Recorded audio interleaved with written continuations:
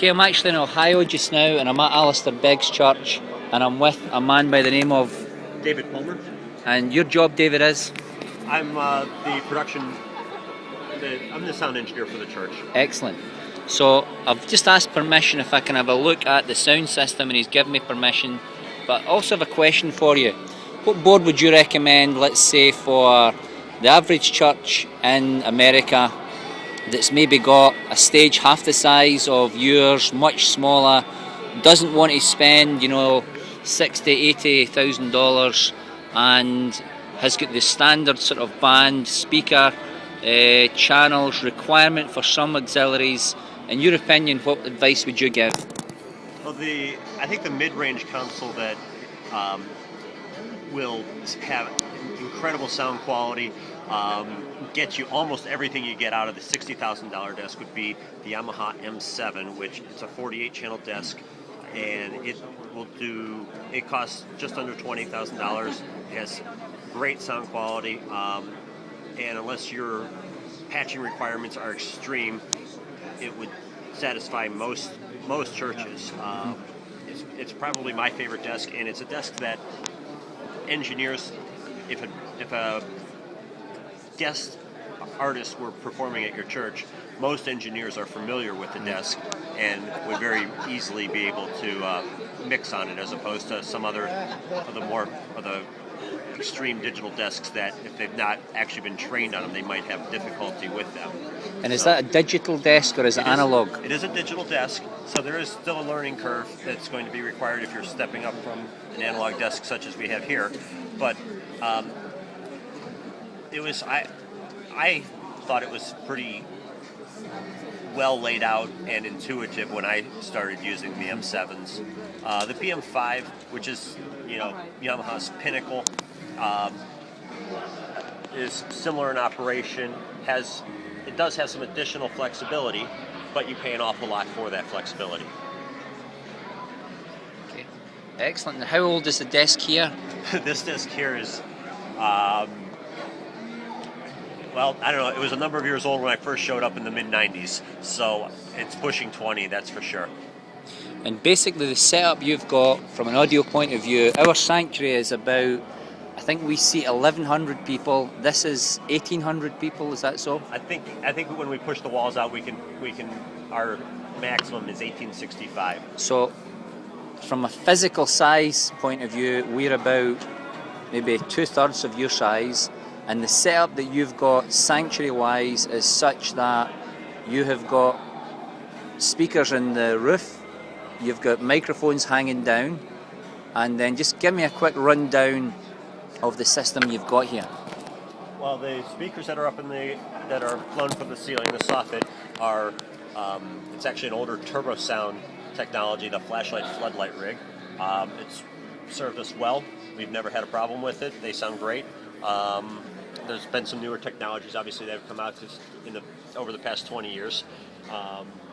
We use the Aviom personal monitor mixing system to eliminate almost all the wedges on the stage. The only people who use monitors on stage are the actual singers and the pianist. But all the musicians, the guitar players, electric guitar players, there's no amplifiers on stage. Keyboard as well.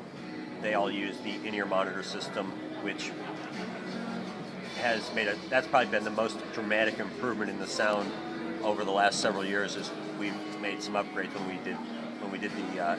we got rid of the traditional wedges. Okay. Now I've got basic knowledge of sound systems. I think we've got bass traps in the sort of bottom stage area of the building at Ocean Hills. So from your perspective, do we need them, or is there a different method of the bass trap or the bass system? How does that work here? Okay, typically you would, if you're going to have, I'm thinking you're referring to subwoofers. It's if you imagine, as you look at your stage where the stairs are, there's gaps between the stairs, and then there's going to be I think there's 4 speakers, and our sound guys refer to them as being bass traps. Okay. Those would be the bass speakers, and that it would be the correct location usually to put bass speakers. In here, we don't really emphasize so much the bass. We don't have a real pounding kick drum. We're not as loud as some churches can be, and that's by design, simply because older folks in the congregation, typically different vibe. If you're in the 50 to 60 plus range, a lot of those people don't like a lot of the heavy bass. So we don't tend to mix with heavy subwoofer in here. I mean, not that it's not a full mix. The kick drum still sounds full, but you're not feeling something hitting you in the chest like at some of the more contemporary churches I've been to. So what about the decibel output? Do you guys measure your decibel output? I see one of these little meters here, because that's a bone of contention in our church. Yeah. Well, how loud is it? What's the city? There's a couple people in here who do use the sound level meter. I personally do not. My personal preference is that I mix based upon how loud I feel it should be at any given sermon or any given service, and that has a lot to do with how the congregation is responding. The same song might be 85 decibels back here at the mixing console at first service, but at third service it might be pushing 95, 98 decibels, depending on what how the congregation is responding, and just I basically usually say it's like, well, I mix it how I'm led. It's good. It's your ministry, isn't it? There you go. Is it okay to enter this area and have a quick look? Absolutely. Man, that's fantastic. So can you just give us a quick rundown so I can show it to probably two people? One's going to be our sound guys, and then secondly, for novice sound people like me with limited knowledge, briefly, what does most of this stuff do? Okay. What you see in this rack here, this is the where we split the signal that's coming from the stage to the mixer for the auditorium, and then we have a separate mixer upstairs that we record with. So there's actually a 48 channel mixer in a separate room that we use so that they can record and not be concerned with what's going on in this room. Everything here is where it's coming from the stage, and we just use this to patch. It's just a method that we've come up with all the lines so that we don't have to. We just do our patching here as opposed to at the stage. Yes. All the various floor pockets, sub panels on stage all terminate here. We go into the Aviom system here, which is for the in-ear monitor system. Yes. This I strongly recommend if you have an Aviom, or if you go with a personal mixer, that you get the upgraded input module from Aviom. Yes. It makes it a lot easier for the engineers to keep the musicians happy, because sometimes you get musicians who resist the in-ear system. Yes. And this just makes it work much smoother than there's a inexpensive single space input module. I don't recommend that.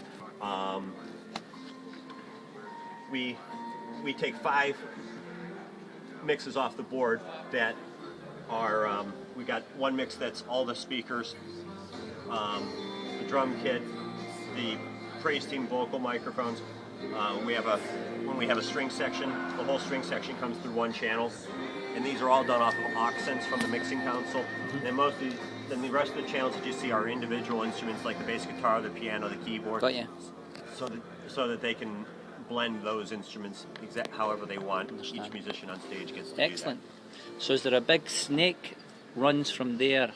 I think they call it a snake. Yes. Is that so? A great big wiring loom from there all the way down to the main stage. Yes. Yes, and it terminates with this here, and then we use this to patch it to whatever channels that we want on the mixing console.